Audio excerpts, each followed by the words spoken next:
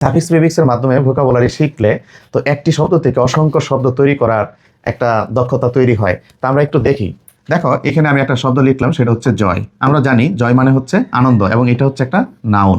আমরা এই জয়কে যদি ভার্বে রূপান্তর করি, খেয়াল করো, তাহলে আমরা একটা প্রিফিক্স ইন বসাইলাম, ইএন বসাইলে সেটা ইনজয় হয়ে যায়। তাহলে এটা হয়ে গেল কি, ভার্ব হয়ে গেল। দেখো, এই জয় থেকে আমি যদি ইচ্ছা করি এটাকে আমি অ্যাডজেক্টিভ বানাবো, তো অ্যাডজেক্টিভ দুইভাবে বানানো যায়। একটা হচ্ছে জয়ের সাথে ফুল যোগ করে, যে জয়ফুল, আনন্দ বা উৎফুল্ল, এটা হচ্ছে অ্যাডজেক্টিভ। আবার অন্যভাবেও বানানো যায়, সেটা হচ্ছে জয়ের সাথে হচ্ছে ও ইউএস যুক্ত করে, যেমন হচ্ছে জয়াস, এটা হচ্ছে আনন্দ বা উৎফুল্ল।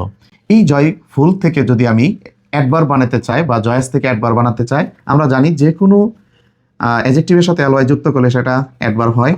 তো জয়ফুলকে আমরা যদি অ্যাডভার্ব বানাই তাহলে এরকম অ্যালয় যুক্ত করে দিলাম জয়ফুলি, এটা হয়ে গেল কি, অ্যাডভার্ব।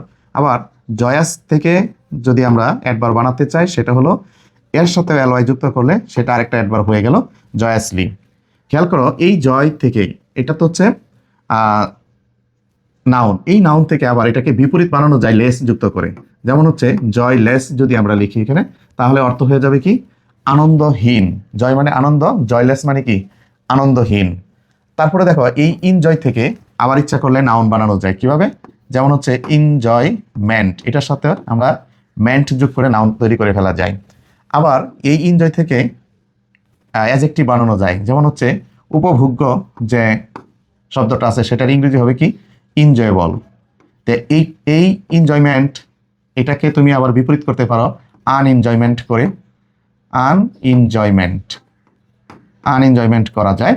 একই সাথে আবার এনজয়কে আবার বিপরীত করা যায় আনএনজয়, অর্থাৎ এভাবেও লেখা যায়। তা আনএনজয়মেন্ট অথবা হচ্ছে আনএনজয়েবল, এইটাকে বিপরীত করলে কি হবে, আনযোগ করে আমরা কি বিপরীত করে ফেলতে পারি, আনএনজয়েবল।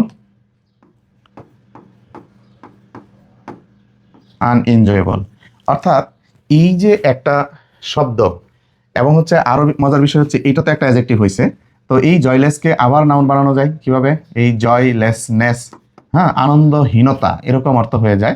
অর্থাৎ এটাকেও আবার হচ্ছে নাউন বানায় ফেলা যায়। তো সাফিক্স প্রিফিক্স হচ্ছে এমন একটা সুন্দর একটা সিস্টেম, যেটার মাধ্যমে একটা শব্দকে অনেকগুলা শব্দ রূপান্তর করা যায়, এবং একটা শব্দ থেকে অনেকটা শব্দ তৈরি করা যায়।